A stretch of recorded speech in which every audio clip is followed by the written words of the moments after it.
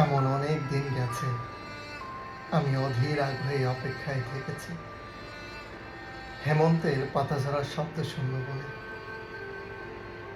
নিঃশব্দে অপেক্ষা করেছি বনভূমিতে কোনো বন্ধুর জন্যে কিংবা অন্য অনেকের জন্যে। হয়তোবা ভবিষ্যতে অপেক্ষা করব, এমন অনেক দিনই তো গেছে। কারো অপেক্ষায় বাড়ি বসে আছি। হয়তো কেউ বলেছিল অপেক্ষা করো, একসঙ্গে বেরোবো। এক শনিবার রাতে খুব ক্যাজুয়ালি কোনো বন্ধু ঘরের মধ্যে গঙ্গানির মতো উচ্চারণ করে বলেছিল, বাড়ি থেকেও ভোরবেলা তোমাকে তুলে নেব। হয়তোবা ওর মনের মধ্যে ছিল চুনিয়া অথবা শ্রীপুর ফরেস্ট বাংলো। আমি অপেক্ষায় থেকেছি।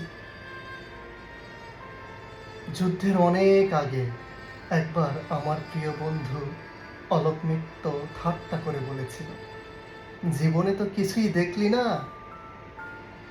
নজ্জপিঠ পানছালা ছাড়া।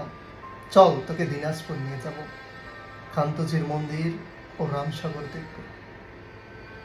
বিরাট গোলাকার চাঁদ, মস্ত খোলা আকাশ দেখবি, পোলাও আধিয়াদের জীবন দেখবি। গল্প টল্প লেখার ব্যাপারে কিছু উপাদান পেয়ে যেতেও পারিস, তৈরি থাকিস, আমি আসবো। আমি অপেক্ষায় থেকেছি।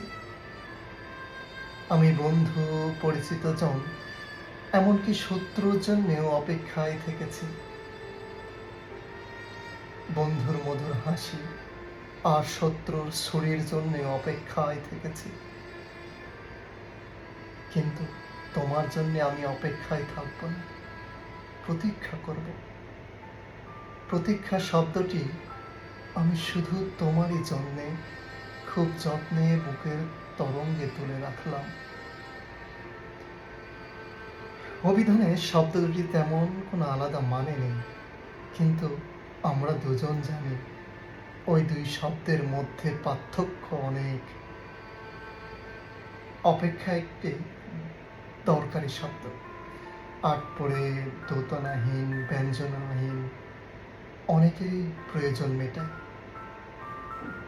প্রতীক্ষায় আমাদের ব্যবহার্য সঠিক শব্দ, অনুমান অপর শব্দটি আমাদের ব্যবহারের অযোগ্য।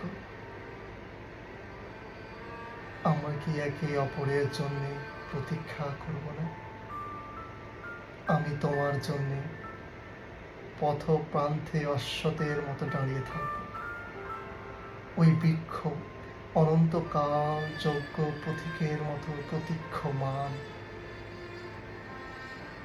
আমাকে তুমি প্রতীক্ষা করতে বলো, আমি ঠায় দাঁড়িয়ে থাকব অনড় বিশ্বাসে। দাঁড়িয়ে থাকতে থাকতে আমার পায়ে শিকড় গজাবে। আমার প্রতীক্ষা তবু ফুরবে না।